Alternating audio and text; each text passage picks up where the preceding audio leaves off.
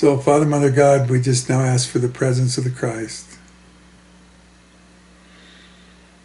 and to the guidance of the Holy Spirit. We ask for only that which is to the highest good.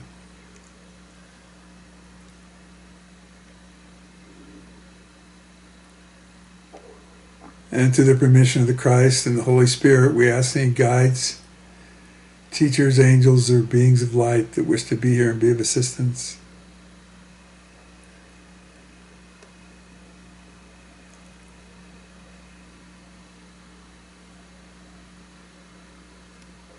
We ask for this in perfect love, perfect understanding, keeping in mind the destinies on the planet. And thy will be done.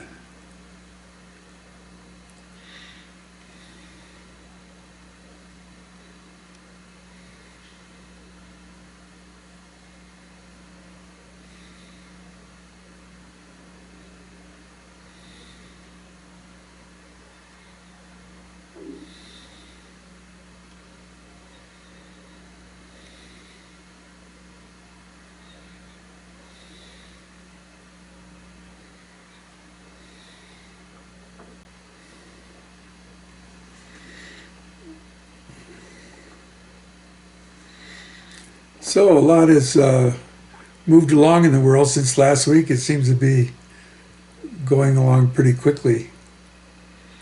And so we're getting a lot of reflection back from life that's disorienting our normal routines, which is always a good thing. So how's everybody doing with the current state of things? You enjoying the extra time with yourself?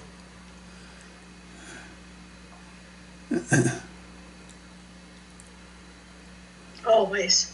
What? Always. Always. Yes. Yeah. Yeah, of course. I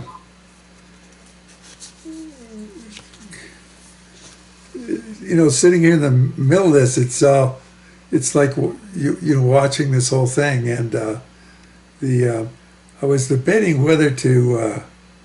You all know what Mandelbrot sets are? One, yeah, of course, John Macy does. I've been debating whether to use it to give illustration to something tonight, and I think I'll go ahead and do it, even though it's a little awkward at first. But essentially, what they are is they demonstrate how the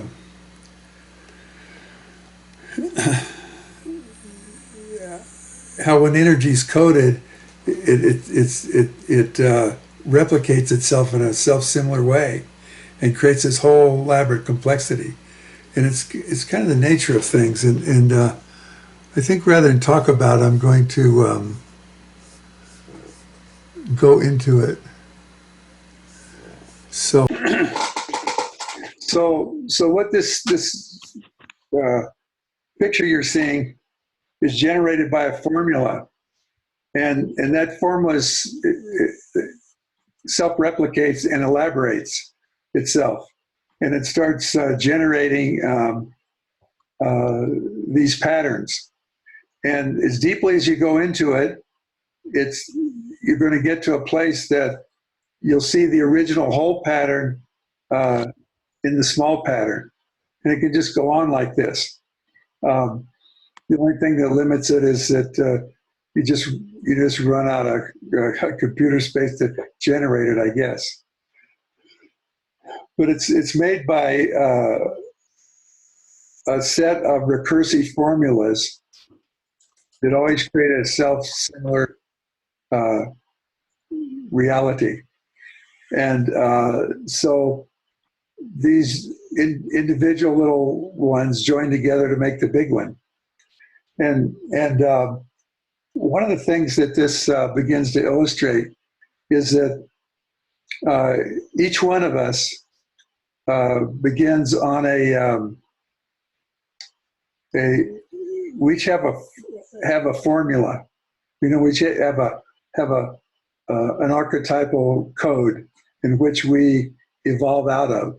So this is like a metaphor for uh, how complexity in the universe and how complexity within our own consciousness begins to create itself. So that you have a set. See, now we're back to the original form that we saw in the beginning, way down deep within the iterations of this formula. So the driver of your consciousness has a formula to it that's yours and unique and vibrates to your essence, and it keeps elaborating itself, and everything it elaborates itself into always has your signature, always has your form, and it always is measured back to the original iteration. So in a sense, everything in your life gets measured to the origins of your consciousness. So this keeps us on a track of fulfilling whatever kind of being that we are. We keep referring back to that. So deeper than this, there's that essence vibration that's love. So that's also the driver. So there's the essence of love. It moves. It takes on the pattern, the coding of your code, and then begins expressing into life in these many iterations of yourself and elaborations and moving into complexity and experiences. And so each one of us is doing that. So that all combines to make another larger process of this same thing that we're seeing. So in any way that distortions can come into that, like if the code gets messed with, it doesn't repeat properly and can just it breaks apart. It loses its coherency. So I'm going to pause this now that you've got the picture, literally, and come back to having to look at each other, which is nice always. I don't know why that's doing that. Yeah, there we go. So here we are. So while we're sitting here and still seeing that picture evolve, imagine that that is a picture of you. And so each person you're looking at, that's going on. And then the collective of us is also going on, doing the same thing. So things happen along the way. Say one model I was looked at this week, it's like Steiner thought that the invention of the radio and the radio waves going through the planet interfered with this people's code. And in the organism's response of that, the discharge of how it messed with the code is what created the virus of the plague of 1919. There was this flu epidemic. So his perspective, through his sight, he saw that happen. So things like the current epidemic, it's been so. Was it Wuhan, the city it started in, is the first city to be all 5G. So from that perspective, people's attempt to deal with that created the virus, and then the virus. See, the virus isn't a whole organism. It has to invade a cell and take what it's missing from the cell to generate the infection, and then just starts using that to propagate more of itself. So in other words, it's like an invasive Mandelbrot. It starts to create its own set and co-opt the person, and so there's a process of dealing with that, and getting it out of our system. And some people it doesn't work with. So last week we talked about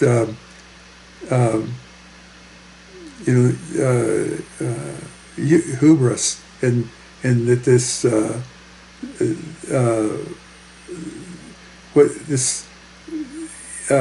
coming up of a virus begins to take us apart in terms of any place that we're living in arrogance.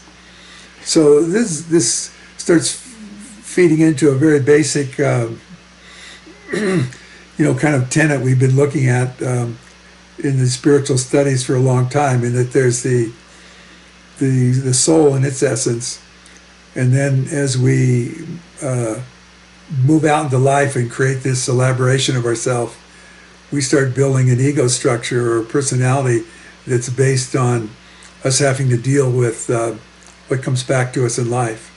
So we have an ego self that's invented. And so most things that we believe are ourselves are really a false self. So things like the pandemic will begin to take over and shake that conditioning. So anyway, we spent some time with that in the last class. So there's us creating this iterations of ourself out of the loving, out of our original creation in terms of the purposefulness of each one of us.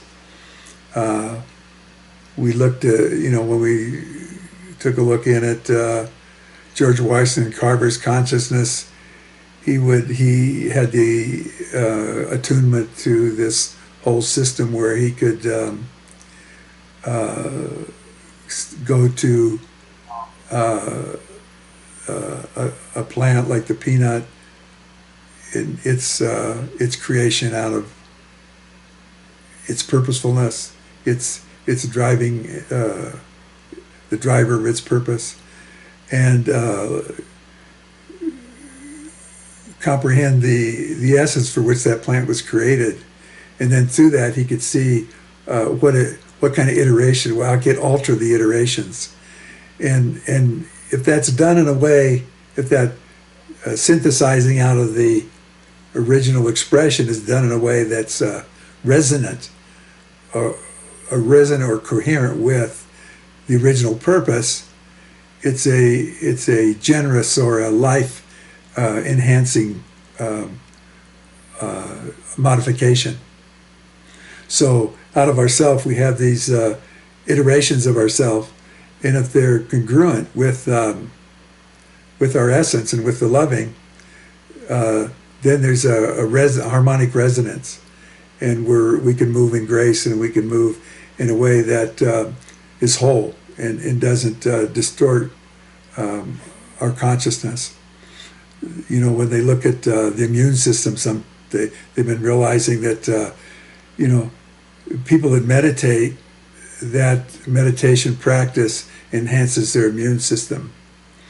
But why does it do that? Well, it brings you back into resonance with yourself, and that brings that wholeness through the system. So in our learning to be precise and moving into the silence, we're in that place of being able to discern our resonance. So that gives us a way to sort out, what's our invented self. And it's not a negative thing, the invented self. It's a way to explore life. But so well, you go out and you create and you multiply and you make up stuff, and you, like the Atlanteans, could come to where they mastered a lot of things about life, but they could also had the kind of understanding that they could override the natural order, so they could create distortions. Like one of the distortions they created was that they could blend genetics. Like, I saw something the other day where they were taking an animal gene and putting it in a plant to do stuff. Well, that's the beginning. So they actually put animals and humans together, and in the expression of that, in the reabsorption of that, it weakened the barrier between species, so that it's easier for viruses to go from one species to the other. And so this is all part of that kind of karma, this current pandemic we're in. So it's our nemesis, our challenge to our hubris. So in our elaboration of ourselves, if we get too far away in our self-identity from the frequency of our essence, which is the coding of our individual creation and the loving, there's a disharmony comes in there. There's a sense of disconnectedness. We start organizing. In other words, instead of being in a place on the, like you saw when the Mendelbrock thing elaborated, depending on where you are there, either elaborates in a way that's coherent with the whole system, or it escapes it. It goes out into disintegration. So the more distant you, the more you fortify your false self or your ego as your center, the more distant you create in the coding, and so it starts to either create in ways that downgrade it, or it comes out in some perverse form.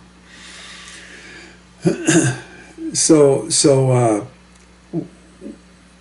when we feel that separation, we either create a longing to reconnect with that.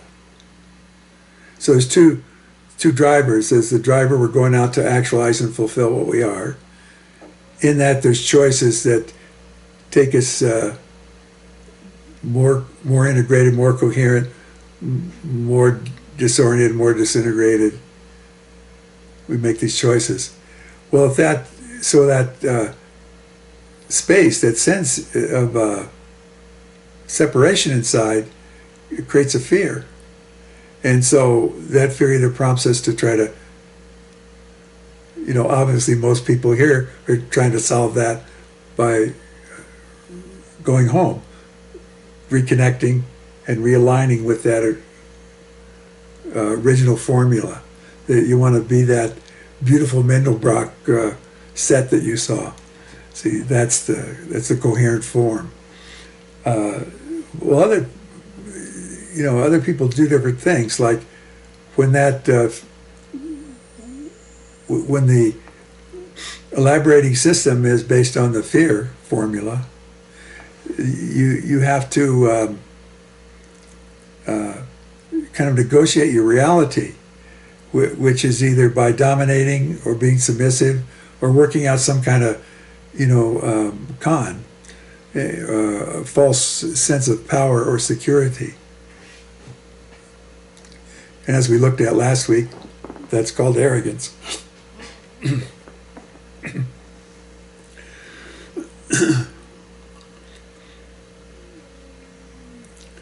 So we seem to be in a situation like that at the moment, where even though you may have turned towards, I want to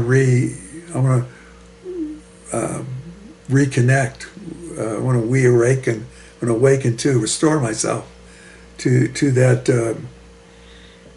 that true nature of myself, and reconcile my creations with that.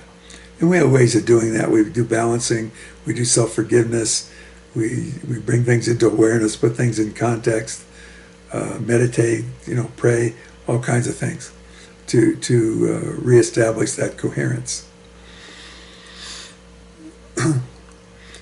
So in this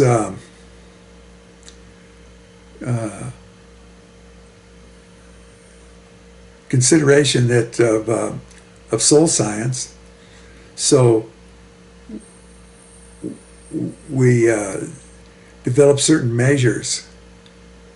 So when a person's operating out of a fear paradigm or a lack paradigm, their measure is that. So when they do something in the world, they measure to the fear and see what brings some kind of control or manipulation or false identity, an addiction that takes on more spurious frequencies into the mix. Well, so the measure is natural. So on the one hand, the arrogance form or the hubris form is measuring to these standards that's built up.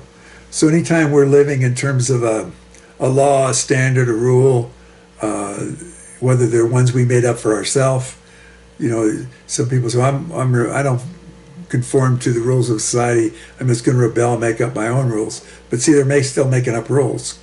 So we all have our rules and standards and measures inside that have to do with the false self. So it's a natural thing for us to, in very subtle ways, keep looping ourselves back into the false self. Well, so what we open up to do here and start using love as the measure, and then there's a sorting out so we can reestablish that precision of consciousness where we can discern what is my basic driving formula that motivates my uniqueness in creation. See, so a measure of that then, and we have this experience of coherence. See, it resonates. In our language, well, it resonates.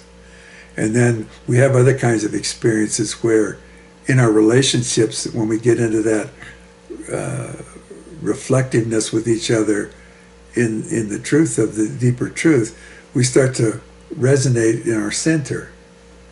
So there's a way we can discern the coherence. We can tell that the experimenting we're doing, like when Carver would look at the purpose of the peanut and then do the synthesizing in the lab, he could tell the coherence. In other words, he knew the product he was making was coherent with the purpose of the peanut. So we start to develop this sensibility where we can tell the product we're producing in the world is coherent with our purpose, with our essence. And so that's that elaboration into life.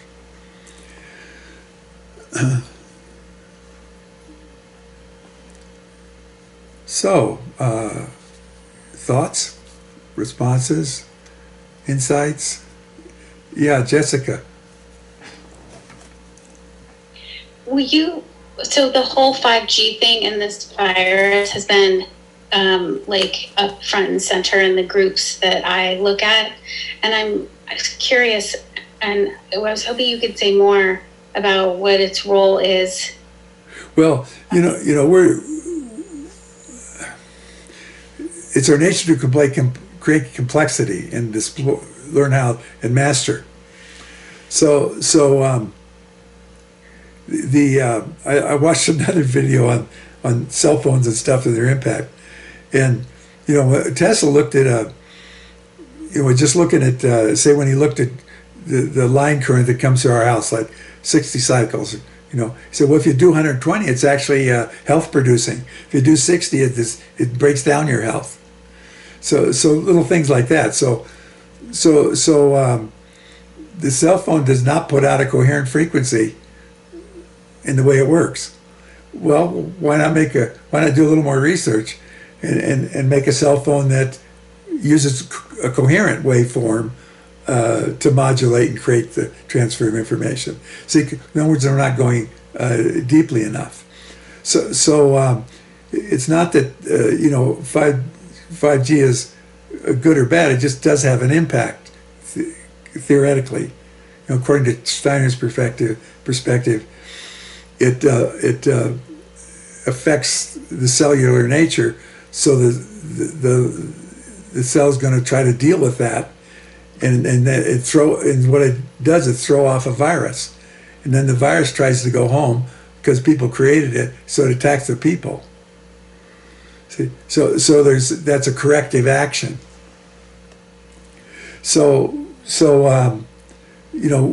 When we're operating out of this false self, we think, oh wow, 5G, let's do it. Well, there's not a caution there. See, we've lost touch with that measure. So some people embrace it and some people are getting suspicious of it. I'm kind of neutral about it because, just like the population responding to the virus, some people hardly notice it and some people kills them. So there's like an adaptation here. There's some kind of Darwinian evolution here, where part of the species evolved so that it can incorporate that kind of thing. But so what kind of a path is it leading us down? So the reason for raising the issue, and I don't, what's the depth of my understanding of it? Well, probably deeper than I'm able to articulate.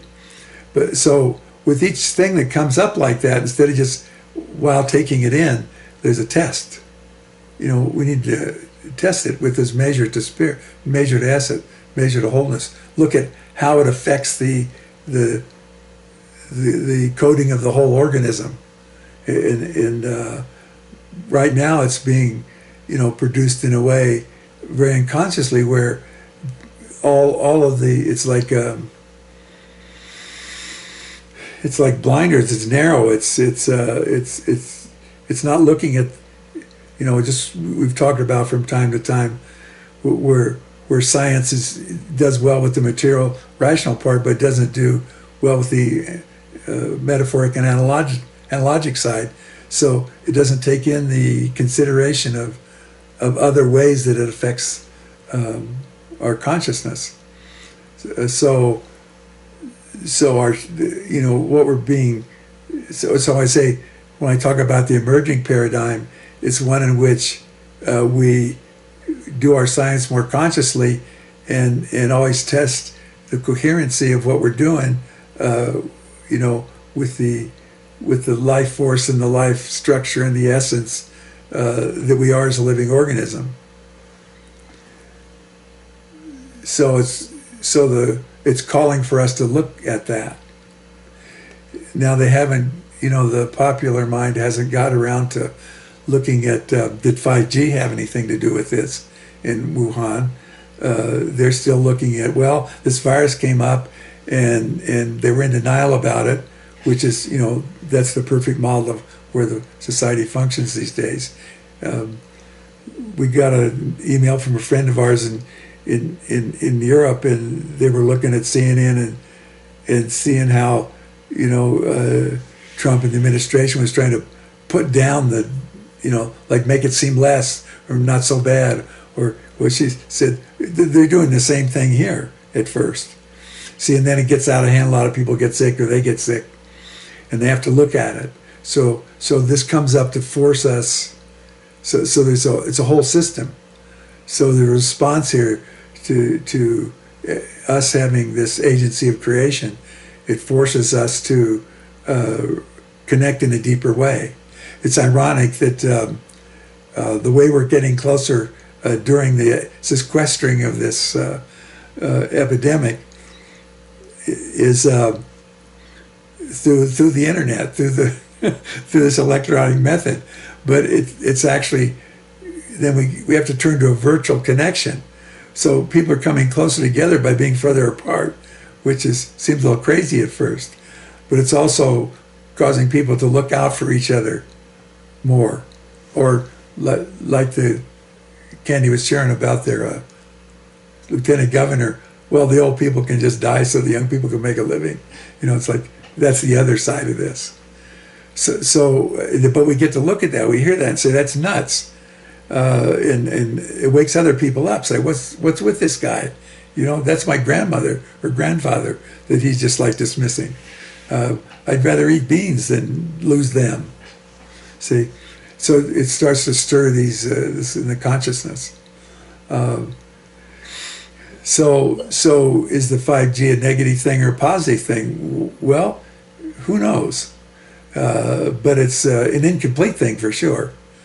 And so to recognize that, we have to be honest about the ways we're incomplete in ourselves and have holes and spaces and stuff where we've gotten over-identified with our personality and not sufficiently identified with our soul.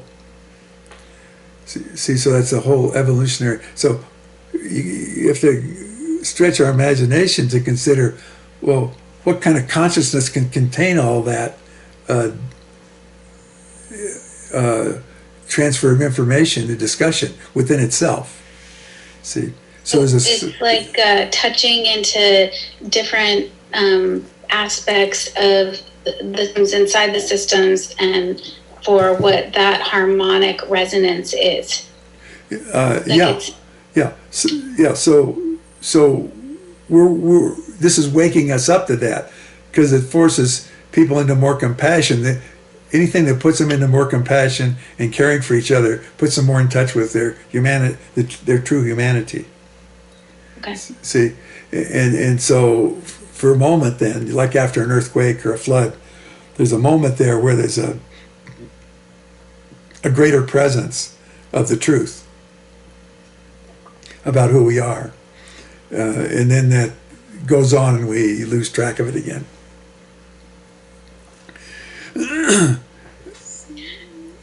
So the lack position is 5G is creating this energetic portal so the virus can come in and whatever it is. But the other piece is that then it's coming to help us understand and look at and participate in a deeper way our harmonic resonance with all areas of the system. Yeah. So people respond to the 5G, it creates the virus comes in and starts making people sick. Some people, see, and so that's an attempt to balance. So the nemesis is our friend. See, but it's a mass confrontation to get us to expand the way we look at life, so we look at it more holistically. Like, if there is transfer of, viruses from animals to people, like, bats go out in the forest and catch their bugs, but then we eliminate the forest and plant orchards and stuff, and so it puts them in our yard instead of out eating mosquitoes in the wild. See, so there's a mixing up. There's not a regard for natural things. or like they don't leave little passages of wilderness so the tigers can migrate, so the tigers start eating people. That kind of stuff.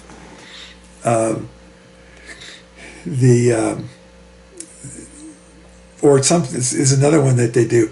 A lot of vaccines have mercury in them. So they put the mercury in people, and then where the mercury gets in their system becomes a receptor for viruses.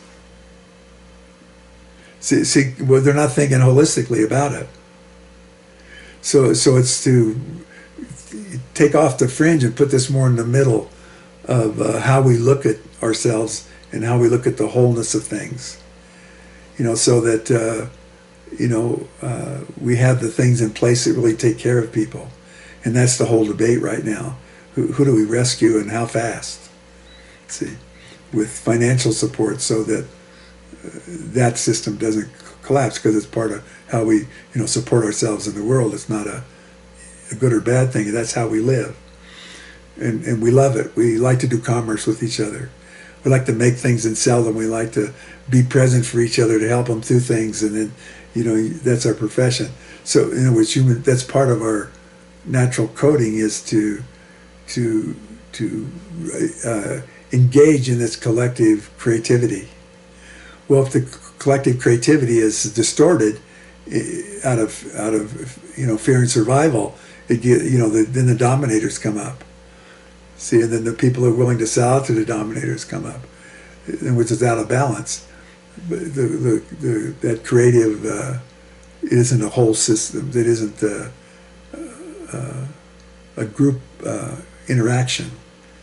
See, for the mind of the whole to function the best, like if there's this mind that permeates everything, it needs all of its brain cells, which is every human being.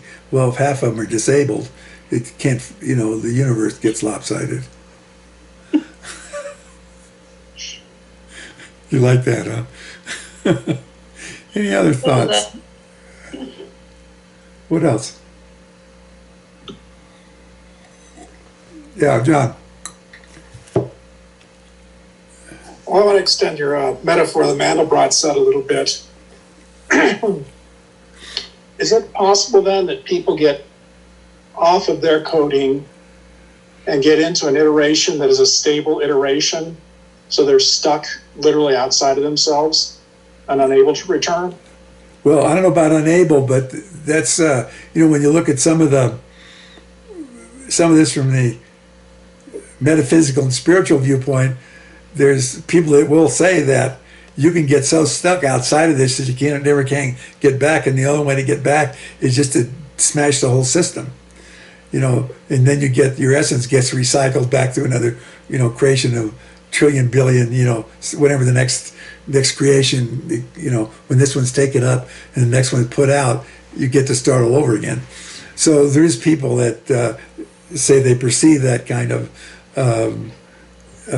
in for people, but the observation's great. You can get so stuck and so rigidified in your false self, and so convinced that that's the true center of your life, that it's really hard to retrieve yourself without some kind of. And so I guess this is the purpose of earthquakes, calamities, disasters. But still, there's some leaders of some countries that are exploiting the pandemic to increase their personal power. See, so there's some pretty stuck folks out there with power, helping other people get more stuck.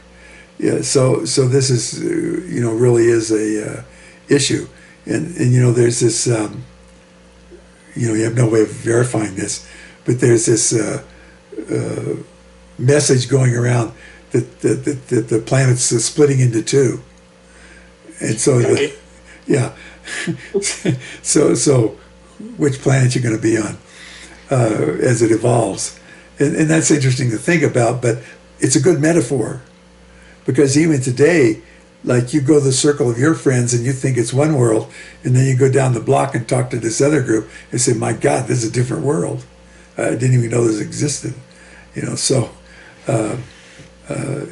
metaphorically, it's validating itself.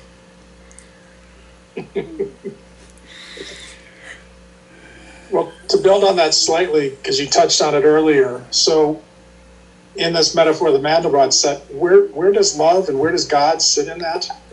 Everywhere. See that I couldn't find the video I was looking for, but it goes into the formula in a way you can understand it. In other words, the formula goes out and it feeds back to itself, and it starts this progression. Well, some progressions just carry it into infinity and get disorganized. And other iterations start making this beautiful form. And the Mandelbrot, in the mathematics of it, the Mandelbrot never exceeds 2, like +1 and +1. It never goes outside of that. So that's like the creation of the universe and the cosmic mirror and everything. It reflects back. It maintains itself as the universe as a life form. And then beyond that is this formless area.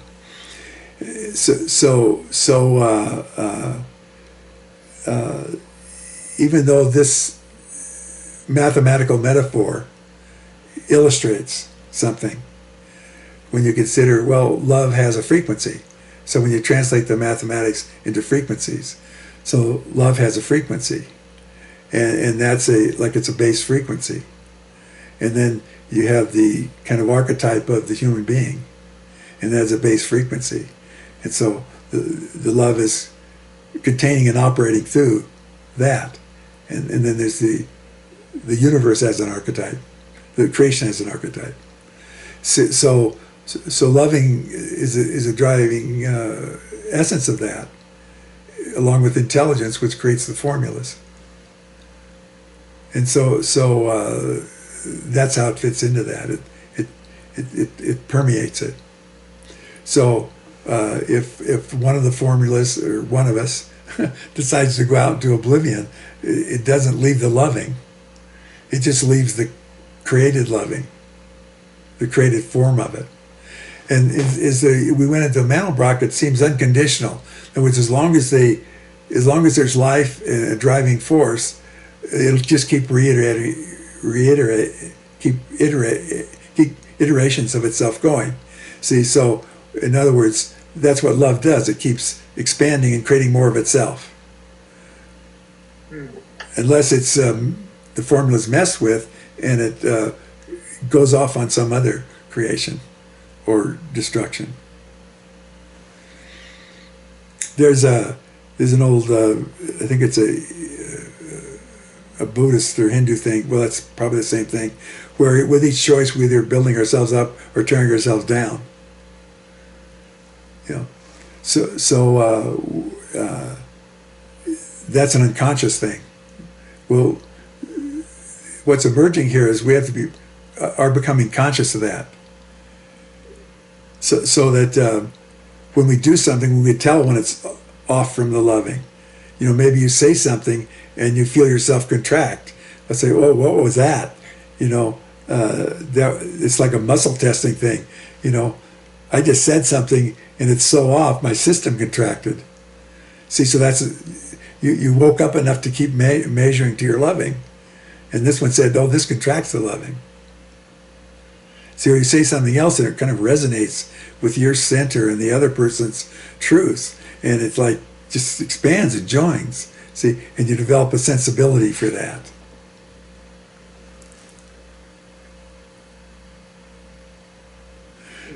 And it only does that because, you know, loving's the base frequency.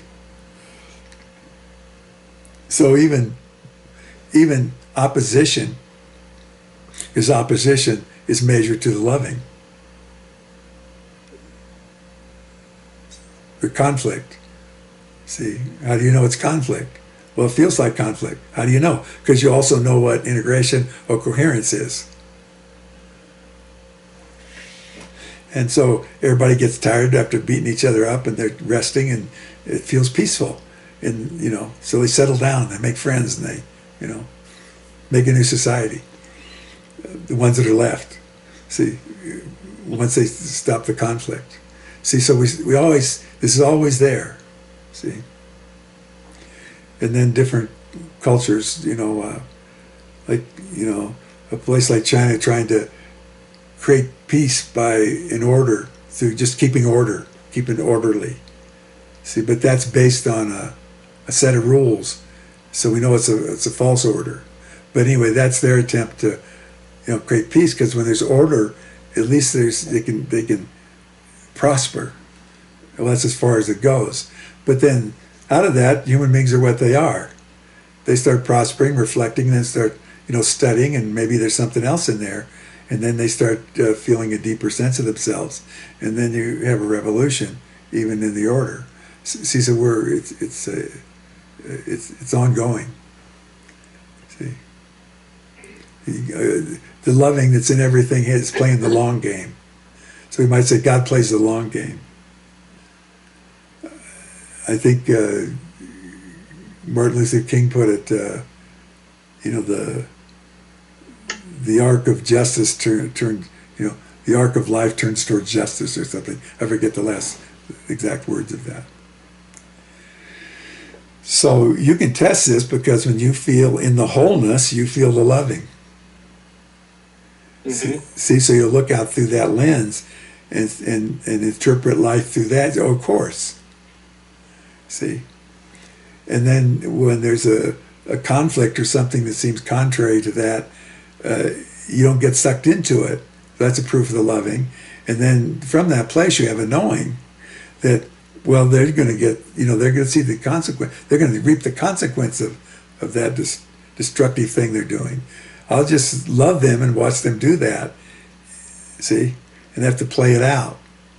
And then maybe one that's too crystallized to know who they are will listen to you, because they're, laying on the ground and everything they have is lost. Well, they think it's all lost. Yeah, well, they do, but then they're receptive. They're vulnerable. Mm-hmm. And so, just like, so they're vulnerable. So you can go in there with the loving, and that's a different kind of infection. Yeah, it's interesting to put it that way, because the response here in Omaha has actually been very good about the virus in terms of people helping and taking care of each other. And I've commented to several of my friends about how I really see the infection here as love having its way, as you say. Yeah, yeah. Okay, thank you.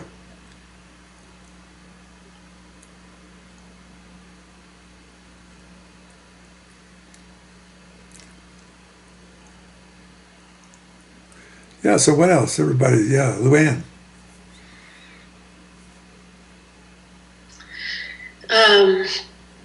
Two things. One,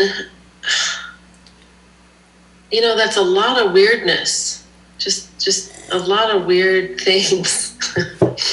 And two, the image that keeps coming up when you were talking about the other thing that was similar to what Michael Hayes posted about the pigs and the mixing stuff up. What about those creatures back where there were like part human and part horse? And well, I don't know about that. See, it's in our mythology. Yeah, I mean, aren't some of them rather benevolent? I don't know. Okay, well, I don't either. Yeah, see, I was wondering, because it sounds so, kind of science fiction like. Yeah, of course, of course. See, and as it comes down to mythology, or science nonfiction. Yeah, as it comes down to mythology, it depending on where people's consciousness are, they make up the imagery. When they say, well, somebody on the concrete level, which is also about fourth or fifth grade, or 4 or 5 years old, it's concrete.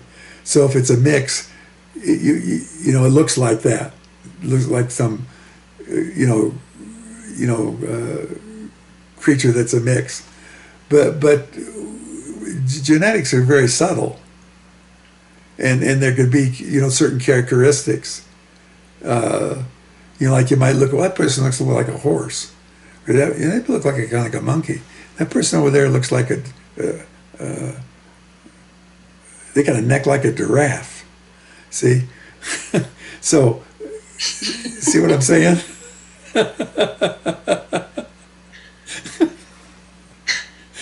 Uh-huh. So we don't know how this gets in there. But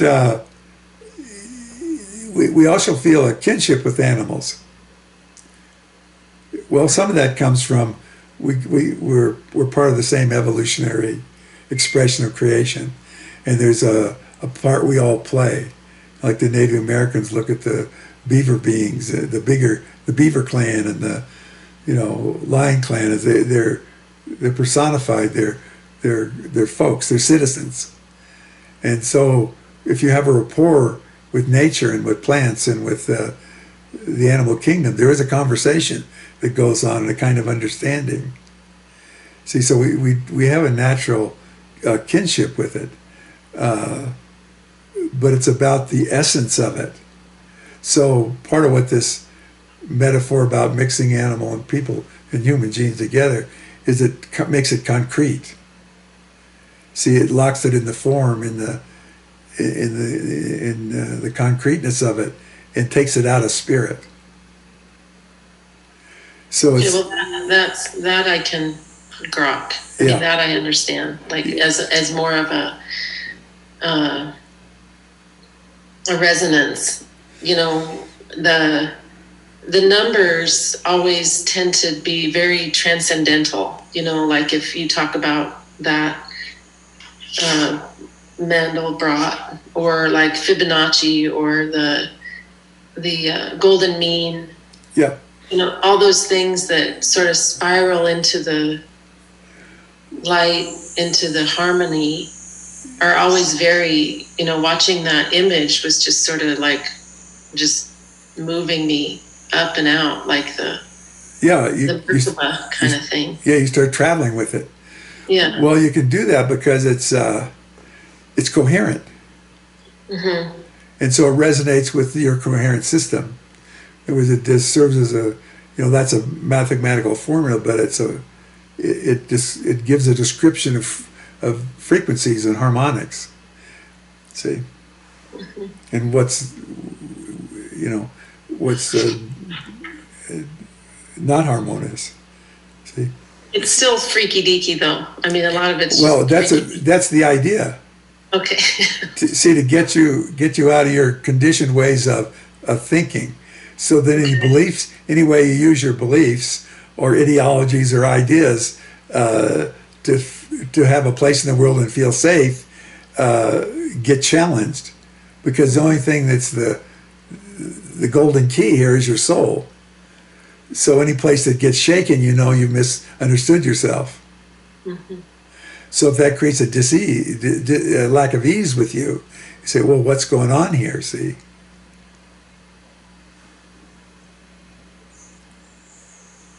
If I got a frog hiding in my DNA or something. An inner frog. Yeah. A closet frog. Yeah. And then from the evolutionary perspective, they can trace the evolution from, single cells all the way up through the different animal forms. And they say that the human being recapitulates all those early forms of life. And we're like an evolutionary expression of that. Well, there may be some truth for that. And that's another way to look at this. See, like in the development of this organism, we were equivalent to, the amoeba and the frog, and then a more complex animal.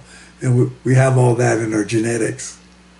And they can look at it and say, well, this is, we have this many genes in common with apes. We have this many genes in common with a horse. See, so from a genetic perspective, we're already kinship with these other beings. So that's another way to model this, if you like that better. Okay, and then what are those one beings that are really, really big and invisible?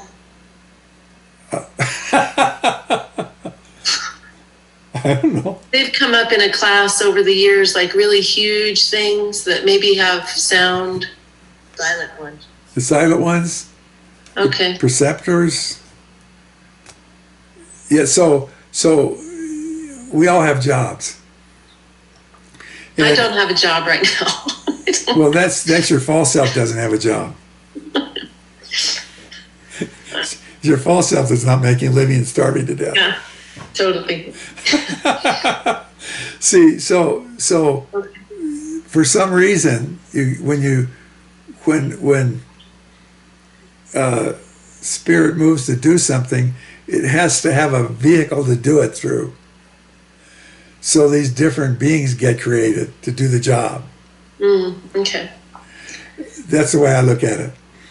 See, so there's it at the very top end of this, just like when you are present for someone, or you're just in the silence and you're present for yourself.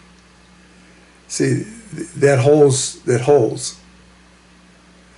You know, so at the top edge of this, they're beings that just hold the frequency, and subtle movements adjust how things are going. So, but there's still a consciousness there that's doing that. And you can learn to talk to them. I haven't talked to any lately, but I trust that they're there because they give us, when I go in and feel that, yeah, oh, there's something just holding.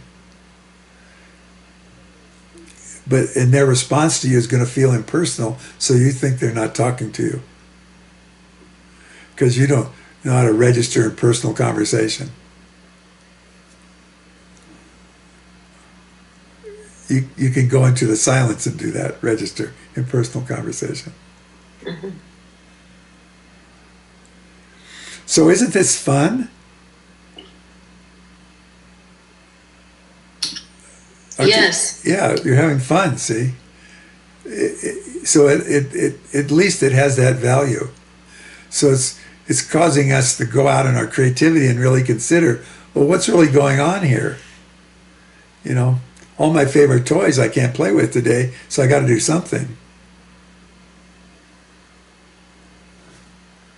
Besides, you're your own job. What are you talking about? Yeah, I'm a full-time job. Aren't you self-employed? Mm-hmm. Well, talk to your boss if you don't like it. On several levels. Yeah.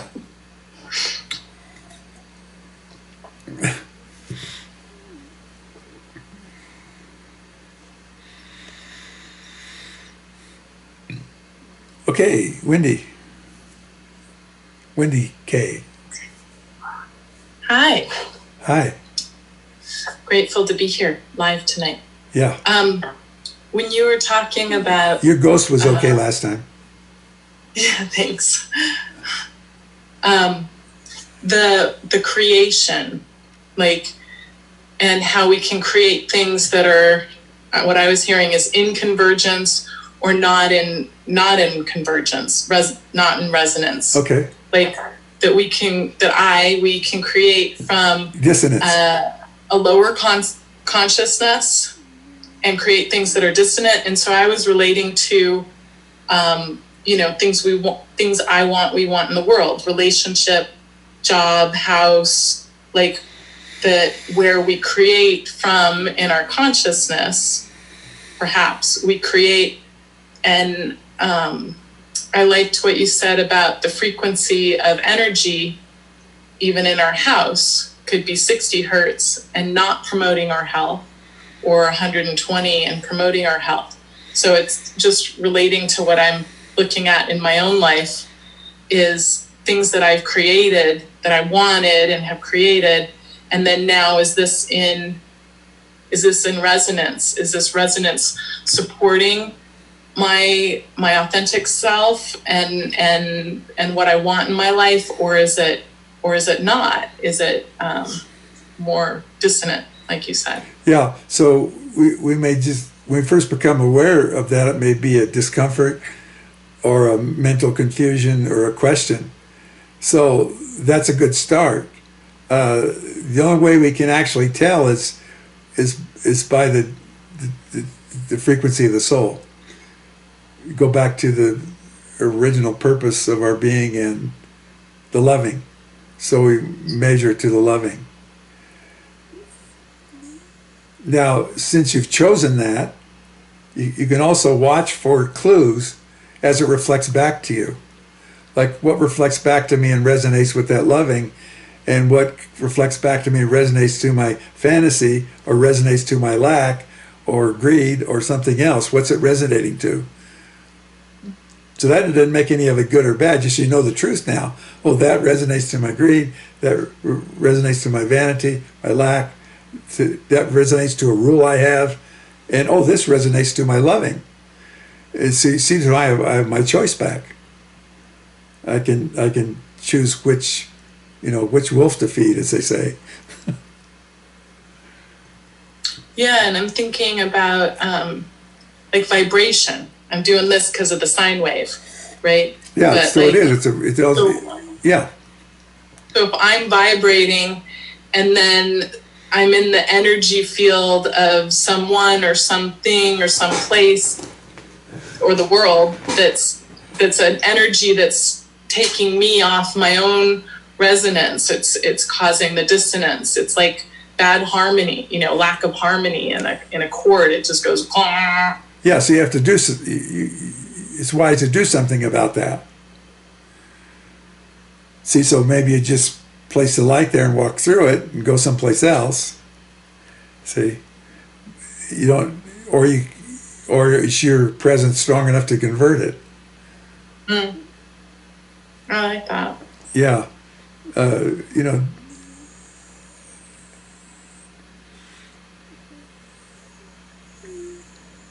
Kind of like when we chant, right? Yeah. We're creating an energy field of the vibration to like bring more into that resonance, right? If we can so create that goes, that energy field. That not only lifts us up, but it also creates these waves to our consciousness that start balancing stuff.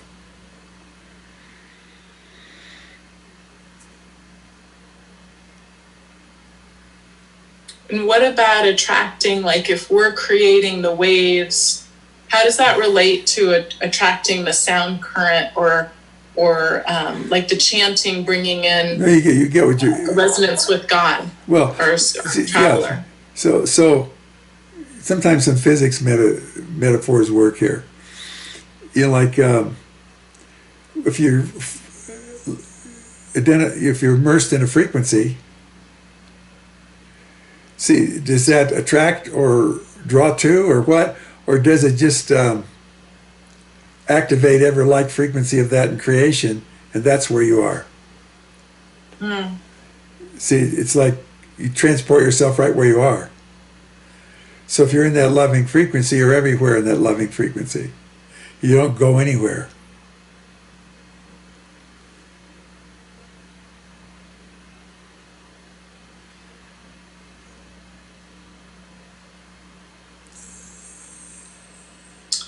And if there's strong dissonant frequencies around that I've created, promoted, allowed, then those could knock me off, or I could potentially bring those into harmony or balance. Well, almost. See, there's a thing that we get caught in. I can bring those into balance. I can bring those into balance. That's like an occult power. Okay. You live in the loving and it's going to have its way. It'll do it. So if you're precise enough in your focus into spirit, it takes care of that because that's what it does. Yeah, I don't have to do it. I just direct my own. Well, you have to choose it and be loyal to that choice. Okay. See, so it's you allow the large part to do it. You were talking about the golden mean. You have to let the large part do it. Small part chooses it. Let the large part do it. So that's like martial arts too, right? We're like finding the resonance and then we're off. How can I come back? Off, come back, right? Okay. Yeah, it's been a lifetime or so since I've done martial arts, but yeah, you're just moving with the flow of the energy. And so you know how to use the energy against itself. So you just move with it. You know, in other words, you let the other person defeat themselves. But we come back to center, we come back to the vibration that's our home. We're in center. We're in center. Yeah. Okay. See, that's what we forget. We remember. See, the restoration, we remember. And that starts the conversion. In other words, the system brings itself back into balance by you choosing to live in it. Got it.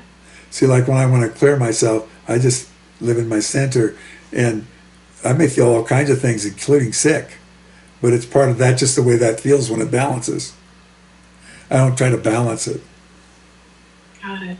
See? So we can be in our center, and we can recognize or see or observe dissonance, but we don't have to go into that. We can stay. We've already gone into it. That's how I got there. But we used to remember so you're remembering the whole story. Mm. So when you remember yourself, you remember the good, the bad, and the ugly, and the divine, and the lovely, and the joyous. And when you remember them at once, they have a way of relating.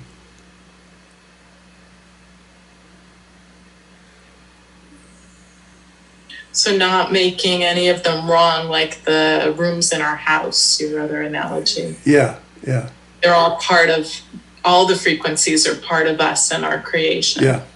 So, like, when you see, on the one hand, you need to get frustrated trying to fix yourself because you're learning about it. But on the other hand, part of the solution is getting so tired of doing that, you turn to something bigger. See, when Quimby was working with his healing, we started out with Quimby. He would sit with the person in a way that was resonant with their true self, their Christ.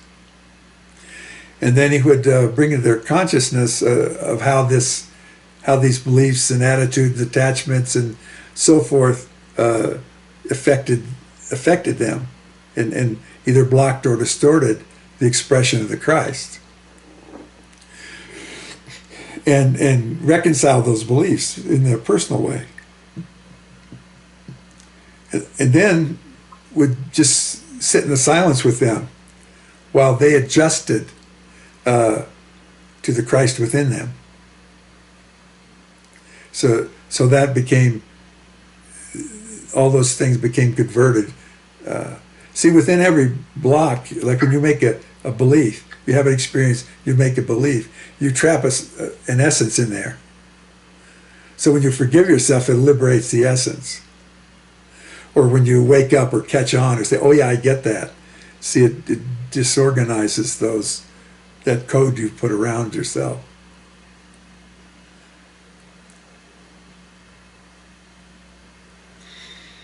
So just like, with Carver, where he talked to the peanut plant, so we find a distorted area within us, we talk to it. We say, why did I make you? Why are you doing in my consciousness what you created to do? Mm. I said, well, you created me to be safe. And then I could look outside of myself, and there was this demon over in the corner. So I called him over here because he could help do this. See, and then he has friends or she has friends. See, and so once you have that conversation, you know that. It's new rule. See, we're not. We have a better way to be safe, and so you have to give up your playmates, and you have to accept my forgiveness that we're not safe, and that we have to do this to be safe, and we're changing the rule. See, because I found out that there's this love we can put there and be safe. See, I'm older, we're older and smarter now, we have another way. See, it's that kind of conversation. Now that's not fixing or making anything do anything. It's just following through. So if there's something in it, see, just like we have an essence, a driver of our consciousness when we were created. Well, everything in you that's a belief or a viewpoint or a rule, it had its purpose that you saw, you wanted to respond to. So you gave it, you wanted to do something.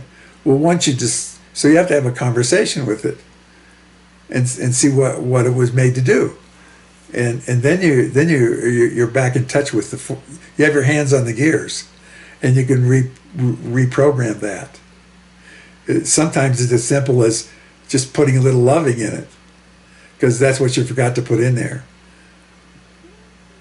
See, all you could do is, see, when you do victim, that's a defensive posture, and it works. It doesn't have any loving in it, though. So all you have to do to corrupt the victim is put loving in it. See, and then it transforms that. It changes your definition of yourself. See, so there may still be an issue there, but it's not powerless anymore. There may be things, challenges you have to meet, but you can see you're not a victim to them. They're just in your life. So it kind of moves them out a bit. See, so that's the scientific approach. Okay. See, we set up experiments or make choices in our life for some purpose. And so why did I have to suffer that? Because this other thing you were curious about in this other lifetime, you took the other approach where you tried dominating other people to be safe. See, and then, well, you had no empathy for the victim, so now you get to be a victim so you can have some empathy. Well, you got the empathy now, so let's quit the game. So it's this ongoing process. And so the more we're resonant with that, with the essence or the original driver of our consciousness, the quicker it is, the easier it is. Not always the most pleasant it is, but the easier it is. So if it's something larger outside of me, a relationship, a virus, is it still just looking at my part inside? You have to get your relationship to it in order to find out what to do with it. You have to know why you want that there.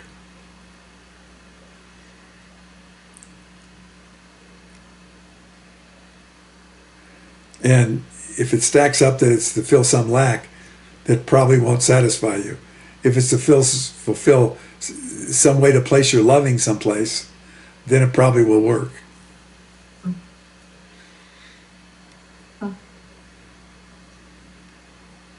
So we're back to that. It's like, what's the base? You know, where have you anchored your frequency here to elaborate, you know, your complexity? Is it in the fear? Or is it in the wholeness, in the loving?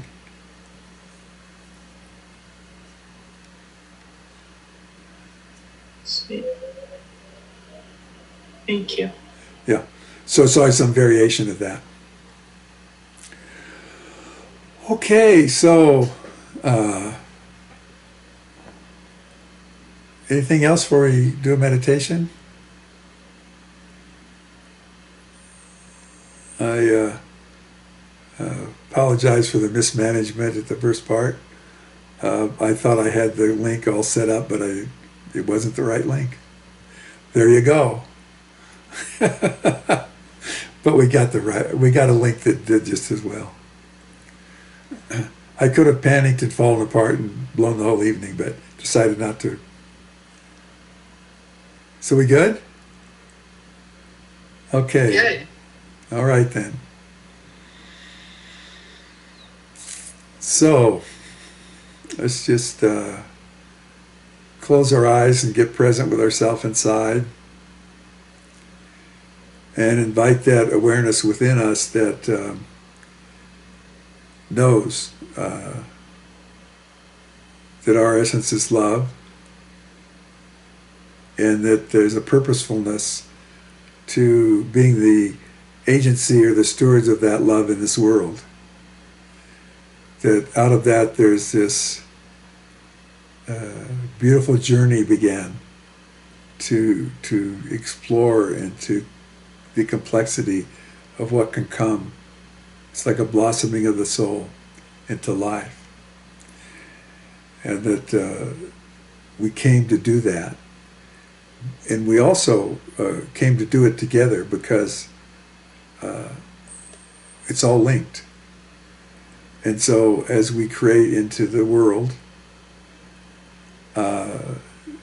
there's a journey there to always in some way seek creating the form of life, the form of living in the world that is a coherent reflection of all the souls that are participating. So it's a collective endeavor. It's a genius that we have. So to that end, just find that place within you that you can experience the resonance of the original blessing, and that you are that blessing, and that you are in a confederacy of blessings, and that there's a coherence that is arising within us. It's emerging, and the way we promote that is to be present with that. And the way we create that is look for it in the world and affiliate with where you find it in the world. And that can be through a compatriot or through a person of need or a situation that could use your presence.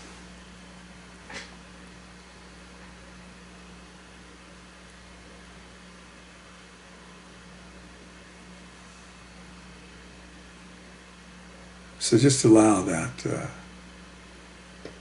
in the silence of yourself, the wisdom of the loving, to show you the way.